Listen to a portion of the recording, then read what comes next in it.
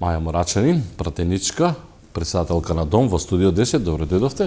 Добро ве најдов. Се враќате на работните обврски како пратеници. Видов дека за денеска закажени неколку седници, утре веќе и пленарната седница, но оно за што јас ве повикав, бидејќи вашиот фах во суштина и во сршта на Дом е практично животната средина. Што правиме со загадениот воздух? Претпоставам го гледате и вие секој ден. Така е, тоа е... И го дишиме. Да, сите го дишаме тој загаден воздух и тоа е нешто што трае, не е ништо ново за жал.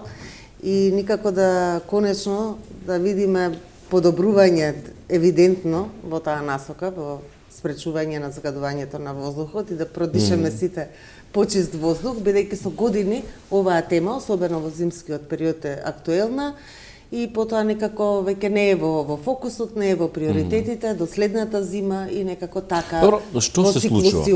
Што се случува? Имате ли информации што се случува? Вчера гледавме Зелен Хуман град алармираат да не се носи токсичен отпад. Што се носи во Македонија? Например, во некои градови, особено еве во Штип. Во Штип не паметат луѓето дека постоела загаденост или дека имало магла. Завчера, не завчера, први, втори тамо пред Нова година. И за првите денови од Нова година имаше магла, што е несвојствено. Да, за Скопје и за котлините е типично и тоа е резултат нели на геоположбата, едноставно и на метеоролошките услови во одредена средина на живење. За Скопје тоа знаеме дека и така и другите котлини. И што се случува? Таа температурна инверзија. Значи, во зимскиот период, кога има магла, практично како под капак останува воздухот во котлините и не е можна таа природна аерација, вентилација, кога нема ветер. Но магла се разгледува. И тоа се што излегува загадување и од домаќинствата, и од индустријата, од сообраќајот, останува во воздухот долу и тоа го дишеме и тоа е резултат.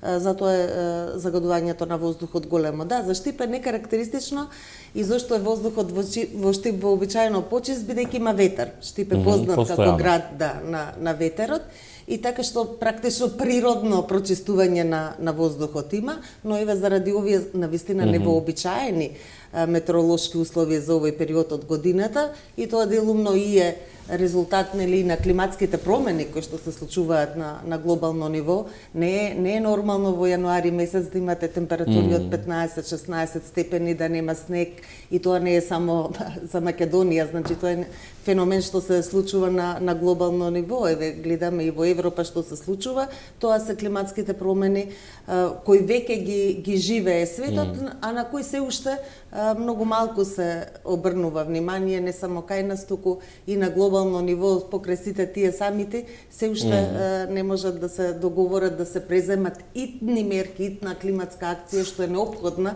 ако сакаме да се спаси планетата. Што е кај нас во Македонија проблем или еве во Скопје, например, бидејќи некако тргна приказнава во 2017 година, 18 кога беа изборите, де Дрисла, де не знам кој, де овој, де оној, впечаток е дека во Македонија нешто се случува. Впечаток е дека големите играчи знаат, но не и кажуваат на маливи додека се троват. Нешто има. Да, алудирате на ова загадување од некој увезан отпад и така натаму, значи вчера и Зелен град го кажа тоа, да. Значи не знам со какви информации располагаат. Јас можам да кажам дека ми се чини 2020 прв пат донесовме со закон забрана за увоз на отпад за горење како енергент. Значи во Македонија е забрането да увезете отпад кој ќе го користите за горење. Потоа со новите предлог измени на законот за животна средина за отпад, имаше повторно обид да се дозволи, но јас лично поднесов амандман со кој остана забраната за увоз на отпад како енергенс во државата. Значи, кај нас можете да увезете отпад за рециклирање, за реупотреба, но не можете да увезете отпад кој што ќе го користите за горење. Доколку такво нешто се случува, тогаш тоа е сериозно прекршување на законот. И затоа велам, мора да сме јасни кога зборуваме за увоз на отпад како енергенс. Значи, тоа кај нас со закон веќе 2-3 години во континуитет не е дозволено, односно е строго забрането. А каде да провериме? Јас веќе можете. тоа треба инспекторатите. Јас веќе и разговарав со Државниот инспекторат за животна средина да проверат, тие се одговорни за интегрираните дозволи инсталации кои има, значи овие големи загадувачи што ги велиме, а додека општинските инспектори тие се одговорни да ги контролираат помалите фабрики кои што имаат интегрирани дозволи и елаборати. Бидејќи има сомнение во јавноста и загрижено, што е нормално, особено кога е загадувањето високо, најдобар начин како тие шпекулации, ако се шпекулации, да бидат отстранети, ако навистина нешто се случува, тогаш да биде утврдено, сите инспектори за животна средина, комунални инспектори, да ги едноставно инспектираат, да направат вонредни контроли во капацитетите и да се види за што станува збор. Бидејќи вака ќе зборуваме паушално. Вас ве прашувам искрено, да се абстрахирате и како пратеник и како политичар на крајот од денот. Вие верувате, гледате дека нешто се случува. Вие верувате дека сето ова загаденост е затоа што луѓето се греат на дрва и затоа што не знам што се случува. Сериозно, затоа што ние видовме неколку снимки за време на викендот снимени од авион. Ние гледаме луѓе кои што секој ден се качуваат на водно и гледаме на што личи ова. Ова личи на се, ова нема врска ни со магла веќе. Ова е тотално загадено, затоа што вие чувствувате дека нешто шкипи во грлото, нешто една работа, загадувањето е друго, но зборот ми беше претходно дека маглата и метеоролошките услови погодуваат, одат во прилог загадувањето да биде уште поголемо и да дишаме уште позагаден воздух, а не дека потекнува. Загадувањето потекнува од неколку извори. Значи, од загревањето не само на домаќинствата, туку и на објектите. Ние имаме и објекти во државна собственост кои што се уште користат мазут, нафта за грејење, па и дрва во некои средини, ако сакате, што е недозволиво во 21 век, но толку ни било очигледно на сите грижата. Затоа велам, не се решава аерозагадувањето од денес за утре и со меѓусебни обвинувања на партиите кој помалку направил, туку треба тие сите стратегии и планови да се реализираат. Значи, еден од факторите е загревањето. Втор фактор е загадувањето кое доаѓа од индустријата, трето е од сообраќајот, четврто е од градежништвото, кое што например за Скопје апсолутно голем фактор кој придонесува, особено PM2 и PM10 частичките кои доаѓаат од градежните активности и третманот на отпадот. Значи повеќе фактори се кои што влијаат на тоа воздухот да биде загаден. Се ова прифаќам. Се ова прифаќам. Само да довршам, за ефикасна борба мораме да ги адресираме сите овие типови на загадувања, не само загревањето или само индустријата, туку едноставно на сите извори на загадување да се действува. Се ова прифаќам. Јас ви тврдам, сите да се сложиме во Скопје, да не возиме автомобили, да исклучиме тие што се греат на дрва, дека ќе биде исто загадено. Овде некој нешто игра, веројатно работа и на нас новинарите да истражиме доколку можеме да пофатиме, веројатно и на вас на политичарите. Ова ваква загаденост, бидејќи овде воздухот се гледа, нешто се дижи, овде воздухот го гледаме ние. Нас не шкипи, ние и не знам како никој не помрнува, затоа што во моментот кога тргна, кога се сменуваше власта, па кога тргнаа нели дека се увезувал отпад, па во Дрисла па се смени, и вие ако приметите еден период немаше никаква загаденост.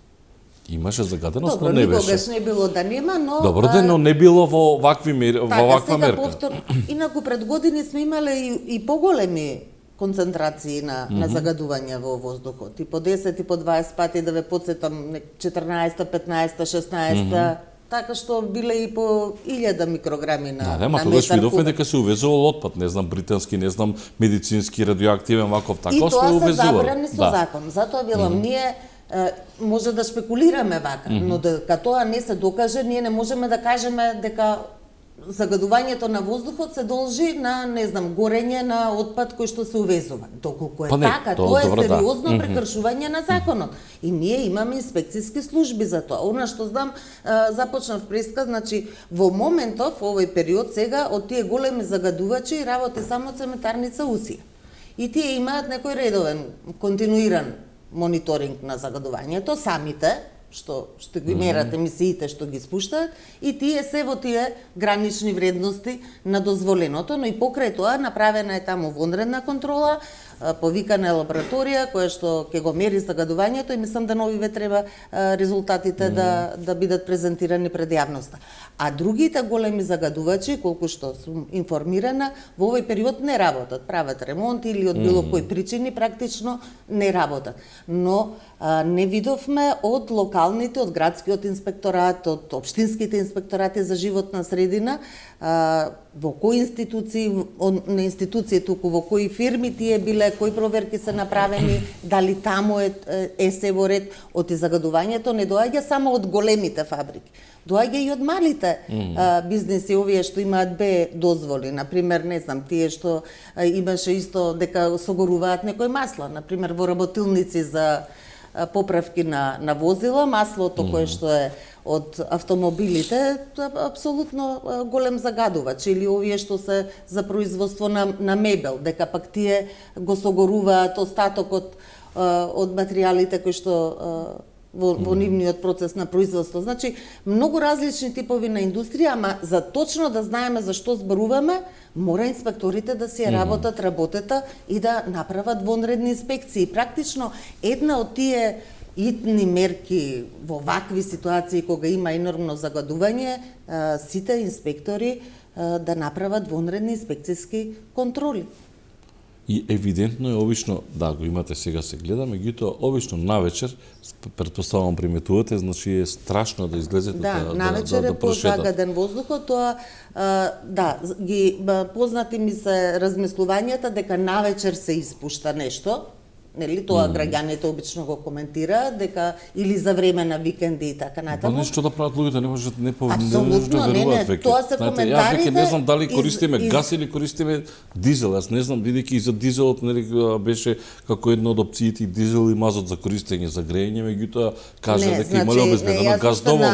На лидерската средба која беше таа голема лидерска средба пред 2 месеци во собрание, меѓу другите теми, јас бев единствена која отвори темата бидејќи знам што ќе се случува во зимскиот период во Скопје, никој не зборува за тоа, освен еве вака кој ќе стигнеме до енормно загадување и тогаш многу се мали можностите, иако има краткорочни мерки кои може да ги преземете за да се намали, но делувањето е сепак ограничено.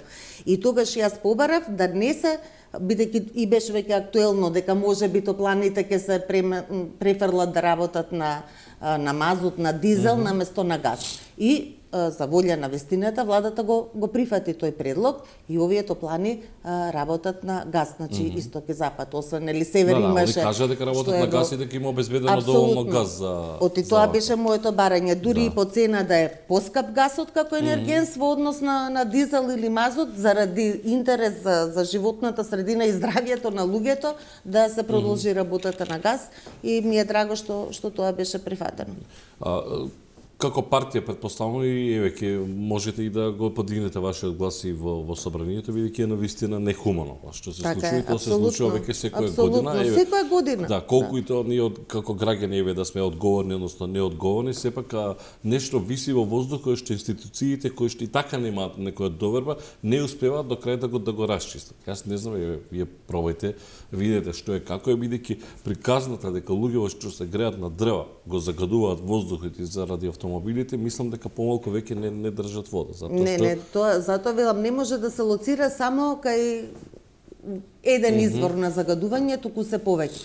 Јас, значи, ние сме имале во собрание, чинам 2019 вонредна седница за аерозагадувањето и тогаш беше вака, некој период на големо загадување на воздухот. Опозицијата бараше, сите прифативме. Тоа беше долга целодневна дебата, донесовме заклучоци со кои што се задолжуваат институциите, што како треба да постапат и едноставно во овој период тие заклучоци се изгубија некаде и не се реализираат. Тоа е проблемот кај нас.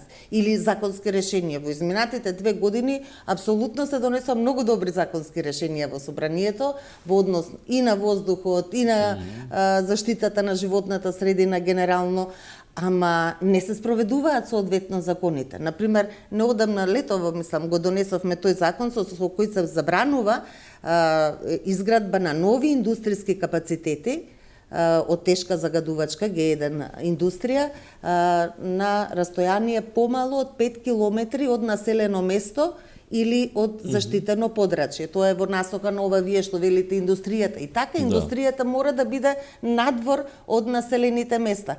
И ние во Скопје затоа и се соочуваме, да бидам јасна.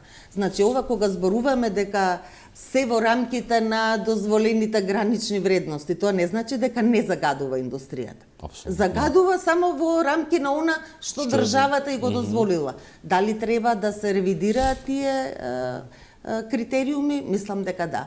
И затоа јас инсистирам веќе 3 години тој закон за индустријски емисии, не само јас, во Европска унија во секој извештај не го пишува, да се донесе законот за индустријски емисии, со кој што точно се адресира и загадувањето кое доаѓа од индустријата, и тогаш со тоа законско решение ќе бидат задолжени тие да има 24 часовен континуиран, значи, мониторинг кој што јавно ќе го објавуваат. Многу е важно фирмите да бидат транспарентни во нивното работење, а искрено и сега никој не ги спречува да ги споделат резултатите од овие мерења кои што тие ги прават, за граѓаните да имаат доверба. Отивака секогаш ќе постои кај сите нас сомнеш дека нешто се случува, дека можеби некогаш ги гасат филтрите. Сум слушнала, бидејќи тоа е моја тема. Па навечер испуштаат поголемо загадување. Значи, ако тој 24 часовен континуиран автоматски мониторинг се спроведува и ние сите имаме увид да кликнете и вие новинари, ние како граѓани, дека што се случува со емисиите од некој индустријски објект сега во 10 часот наутро или во 10 навечер, тогаш веќе ќе имаме поголема доверба во целиот систем. И како против ова, бидејќи веќе не е само Скопје, стануваат и други градови, односно цела Македонија, и уште посимптоматично е што вие ако го погледнете контекстот на државите каде што се случи, например Македонија, Косово, не знам, делови од Србија, и гледам дека и Белград така е, да, точно, кога ќе погледнете мапата, се гледа границата со државите од Европска унија и во однос на загадувањето.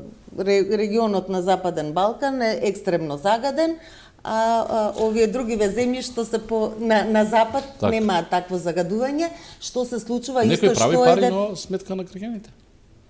Да, убедена сум дека тоа се некои лични интереси, бизнис интереси кои што едноставно не обрнуваат внимание за загадувањето на животната средина, и не само за воздухот, генерално е тоа во многу други, ако да земеме за водите со ископите на песок, например, кај што некој директно прави пари на сметка на загадувањето и уништувањето на животната средина и водите. Или тие инциденти што се случуваат од рудниците и така натаму. Тоа се катастрофи еколошки кои што практично вие не можете никогаш да ги доведете после тие средини во првобитната состојба. И на чива штета е тоа? На животната средина, на граѓаните, на здравието на граѓаните, а некој нормално заради својот бизнис од тоа има профит. Да се вратам на регионот на Западен Балкан, што исто така многу важно и што е во контексти со климатските промени. Значи, некој 20-тина, сега не ме држете точно за збор околу бројките, мислам 20-тина термоцентрали на јаглен, што се во нашиот регион, Македонија, Косово, Србија, Босна и така, загадуваат како 200 други термоцентрали во цела Европа. Што значи тоа? Дека нашите термоцентрали, кои вклучително и нашата РЕК и така, немаат обезбедено соодветни услови во смисол на филтри, десулфуризација, прашување и така натаму. Значи тоа е енормно загадување и ние со години ги толерираме, например РЕК. Зошто? Затоа што е нашиот единствен енергетски капацитет кој што произведува електрична енергија. А не е дека не можеше досега, нели, да се стават филтри, па не знам колку год да биле скапи. И кога зборуваме за економскиот аспект, тоа пак посебно ме иритира, бидејќи секогаш кога зборуваме за животна средина, некако најлесен изговор е тоа е многу скапо, нема пари за тоа. Светска банка уште пред 5-6 години убаво ни израчуна дека освен тоа што ние годишно поради загадувањето на воздухот имаме 1300 смртни случаи, во пари тоа кој ќе се претвори целата загуба, заради боледувања, заради болести, финансиски трошоци поврзани со аерозагадувањето, државата годишно негде 250 милиони евра губи. Па тие 250 милиони евра годишно, што ги губиме заради аерозагадувањето, односно во третирање на последиците, Баш што губиме човечки животи. Тоа на страна што е немерливо, но еве зборувам чисто за економскиот аспект. Тие пари кои секако ги трошиме по тоа за лекување, за боледување на вработените и така натаму, да не навлегувам во детали, да ги вложиме превентивно во спречување на аерозагадувањето, ќе имаме и економски бенефит, еве веќе кога зборуваме за економскиот бенефит. Добро, јас бидејќи морам да ве ослободувам полека, имате денеска во собранието Национален совет за евроинтеграција, мислам дека имате гостинка и тоа швеѓанка, така? Да, па добро, Шведска Таман е кога во сега прашање загадувањето, Шведска е таа која што може да држи лекции, но не се сакавме ги другото да прашам малку и за политикава. Што што имате како информации, ќе имате предвремени избори годинава или? Не, мислам дека ќе нема предвремени избори. Знаете како, Мишко, веќе 2 години ние слушаме постојано најави од опозицијата како барања за предвремени избори. Тоа е нивно легитимно право, туку околу тоа нема дилема, туку сакам да кажам дека е тоа нешто што не е нова тема, туку практично неколку месеци после парламентарните избори тие излегоа со барање за предвремени, еве тоа следи во континуитет. Лично мислам дека не, предвремени избори нема да има и тоа е ставот на Дом. Ние сметаме дека не треба да се одржуваат предвремени избори, туку она што треба сега да го правиме е токму ова, да ги решаваме проблемите на граѓаните. Покрај енергетската, економската криза, се разбира и аерозагадувањето е еден од проблемите кои што треба да биде приоритет. Значи тоа да биде фокусот, а не дневна политика и партиски рейтинзи мерење и на кој како му одговара дали да има избори или не. Ова година треба да биде година на уставни измени. Вие имавте неколку дилеми, говорам за помалите партии, сега така ве ословуваме помалите партии во парламентот. Очекувате ли годинава по секоја цена да се гласаат уставните измени? Очекувате ли не згуснување, туку малку по секоја цена би рекла не. Она што гледам дека опозицијата уште тврдо стои на ставот дека нема да поддржат уставни измени, но мислам дека тие ќе се реализираат и дека ќе го очекуваме и од опозицијата да го смени ставот. Да, ние имавме коментари и не го поддржавме тој француски предлог, ама ние имавме јасен став. За нас беше проблематичен делот со внесување на историските аспекти во преговарачкиот процес. И се уште сметам дека тоа не е добро и дека тој дел мора да некако да се држи настрана, бидејќи фокусот во евроинтеграцијскиот процес мора да биде на копенхашките критериуми, затоа што е тоа важен процес за трансформација на македонското општество, а не процес сам по себе. Значи, тоа беше нашата забелешка околу внесувањето на историските теми во преговарачкиот процес.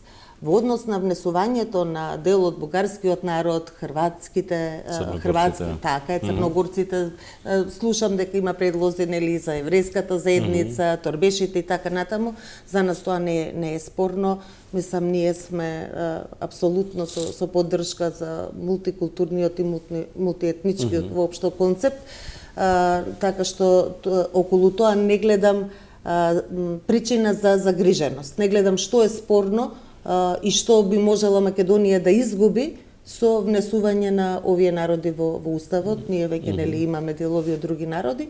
Дополнително сметам дека кога зборуваме, бидејќи тоа е спорно нели за бугарската заедница, ќе имаме јасна дистинкција помеѓу бугарскиот народ и македонскиот народ, бидејќи тоа е нели тезата што некогаш ја слушаме од некои бугарски политичари, дека тоа е еден народ во две држави и така натаму. Ова е за мене само потврда на посебноста на македонскиот народ.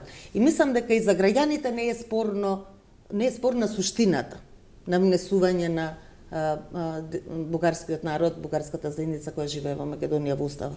Туку е спорен процесот, спорен е начинот на кој што тоа на еден вид притисок и условување се прави. И тоа не е во ред. И граѓаните со право се разочарани околу тоа, бидејќи едноставно ние сите знаеме дека со промената на името и тогашната промена на уставот, пораките кои што ги добивме беше дека кога ќе се затвори отвореното прашање со Грција и тие уставни измени, Македонија ќе стане членка на НАТО и ќе ги започне евроинтеграцијските процеси со Европската унија. И тоа не се случи и дојде друг, нели, ајде да не се навреќам толку историски, но уште еден услов.